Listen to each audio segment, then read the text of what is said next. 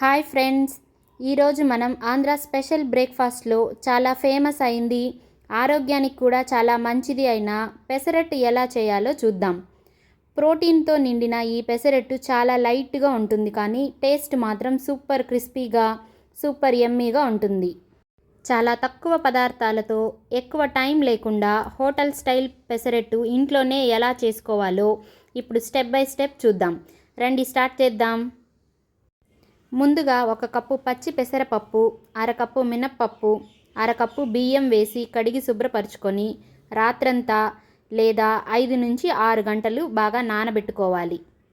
తర్వాత నీళ్లు వంపేసి పెసరపప్పును కొంచెం జీలకర్ర, అల్లం, పచ్చిమిర్చి, నీళ్లు, ఉప్పుతో కలిపి మెత్తగా గ్రైండ్ చేసుకోవాలి. ఇప్పుడు పెసరట్టు బ్యాటర్ రెడీ అయ్యింది. ఈ కన్సిస్టెన్సీలో ఉంటే సరిపోతుంది. తవా వేడి చేసి కొంచెం నూనె రాసుకోవాలి.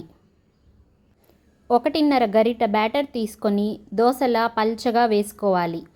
పైన కొంచెం ఉల్లిపాయ ముక్కలు చల్లితే టేస్ట్ ఇంకా బాగుంటుంది. అంచులపై కొంచెం నూనె వేసి క్రిస్పీగా అయ్యే వరకు కాల్చాలి. తర్వాత తిప్పి ఇంకో వైపు కూడా లైట్గా కాల్చాలి. అంతే, హాట్ పెసరట్టు రెడీ.